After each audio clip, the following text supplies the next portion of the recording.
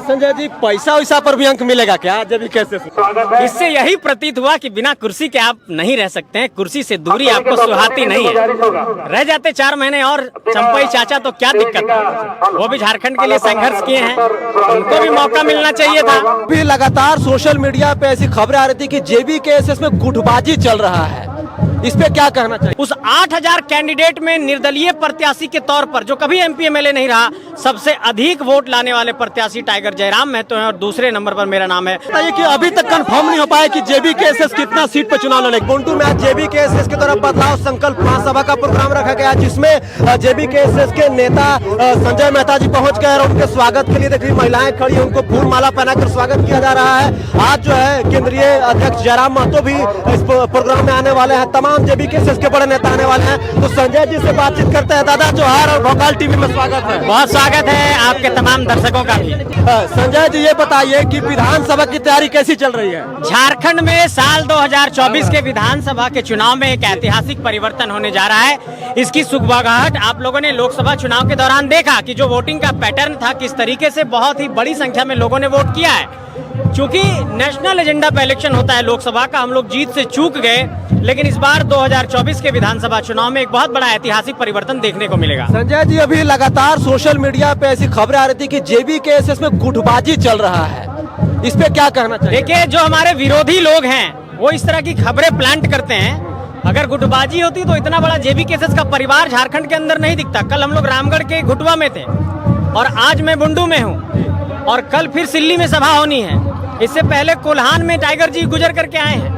मैं ये कहना चाहता हूं कि बिना पैसे और पूंजी के इस देश के सियासत में ऐसी कोई तस्वीर दिखा गई है जहां पर इतनी ज्यादा तादाद में लोग आकर के एक जगह जमा हो रहे हो और अपने हक के लिए लड़ रहे हो। इस वक्त मैं बता रहा हूं आपको, पूरे देश की राजनीति में ये सबसे बड़े बहस का मुद्दा है कि इतने लोग कहां से आ रहे हैं। और एक आंकड़ा बता रहा हूं कि 8000 कैंडिडेट ने नॉमिनेशन किया 2024 के लोकसभा चुनाव में, और वैसे निर्दलीय कैंडिडेट जो कभी एमपी नहीं रहे, कभी एमएलए नहीं रहे और सांसद का चुनाव लड़े हैं, उस 8000 कैंडिडेट में निर्दलीय प्रत्याशी के तौर पर जो कभी एमपी एमएलए नहीं रहा, सबसे अधिक वोट लाने वाले प्रत्याशी टाइगर जयराम महतो हैं और दूसरे नंबर पर मेरा नाम है और तीसरे नंबर पर देवेंद्र नाथ महतो जी का नाम है। एक और प्रत्याशी ने निर्दलीय वोट लाया है राजस्थान के, लेकिन वो इससे पहले एमएलए हैं। और आप समझिए कि 25 से 30 साल वाले की उम्र में जो प्रत्याशी इलेक्शन लड़े हैं, उसमें देश में सबसे अधिक वोट लाने वाले प्रत्याशी टाइगर जयराम महतो और हमारे जैसे साथी लोग हैं। चलिए ये बताइए, रुक जाइए, ये बताइए कि संजय मेहता जी हजारीबाग सदर विधानसभा से चुनाव लड़ेंगे कि बरही से लड़ेंगे? संजय मेहता वही करेगा जो झारखंड की जनता कहेगी और जो हमारे लोग कहेंगे। हजारीबाग लोकसभा क्षेत्र की जो जनता जहां से कहेगी वहीं से हम चुनाव लड़ेंगे। जेबी केसेस में टिकट लेने के लिए क्या मापदंड? एक मापदंड बनाया गया है जी, आराम से चलिए तो। कि अगर आप ग्रेजुएट हैं तो आपको 10 पॉइंट्स दिए जाएंगे। अगर आपकी आंदोलन में भूमिका रही है तो उसके लिए पॉइंट निर्धारित है। अगर आपने अपने आंदोलन में अपनी भूमिका निभाई, पब्लिक का फीडबैक और तमाम तरह के पॉइंट करके 100 पॉइंट बनाए गए हैं। तो एक भ्रांति फैल गई कि लगता है कि सिर्फ ग्रेजुएट को ही टिकट दिया जाएगा। हमने कहा कि जो ग्रेजुएट नहीं है और 90 अंक और वो लेकर के आ रहा है तो वो तो फिर एलिजिबल हो जाएगा। अच्छा संजय जी, पैसा वैसा पर भी अंक मिलेगा क्या जेबी केसेस में? नहीं, पैसा कोई मापदंड नहीं है। पैसा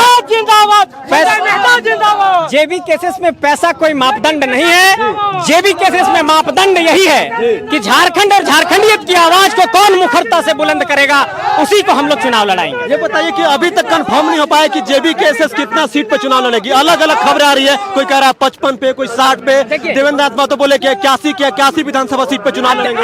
अध्यक्ष जी से हमारे इस संदर्भ में हम लोगों की जब बातचीत हुई, हम लोगों ने ऑफिशियली 55 सीटों पर अनाउंस किया, लेकिन हम लोगों ने ये कहा कि अगर डिजर्विंग कैंडिडेट्स मिलेंगे, अगर झारखंड की सेवा करने के लिए वैसे हमारे पास प्रत्याशी मिलेंगे, तो अगर जरूरत पड़ी तो 81 पर हम लोग कैंडिडेट देंगे।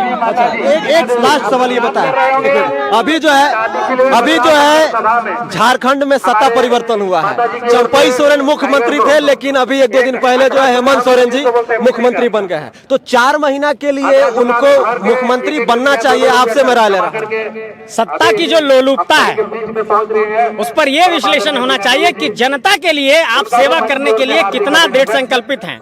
इससे यही प्रतीत हुआ कि बिना कुर्सी के आप नहीं रह सकते हैं, कुर्सी से दूरी आपको सुहाती नहीं है। रह जाते 4 महीने और चंपई चाचा तो क्या दिक्कत है, वो भी झारखंड के लिए संघर्ष किए हैं, उनको भी मौका मिलना चाहिए था। लेकिन अब उन्होंने अगर निर्णय ले लिया है तो इस 4 महीने में कुछ बढ़िया डिलीवर करें स्टेट के लिए, यही कहना चाहेंगे। जी शुक्रिया। तो हमारे साथ अभी संजय मेहता जी जो कि जेबीकेएसएस के नेता थे और अभी आगामी अभी जो लोकसभा का चुनाव हुआ उसमें हजारीबाग लोकसभा सीट से प्रत्याशी भी थे, तो उनसे हमने बातचीत किया।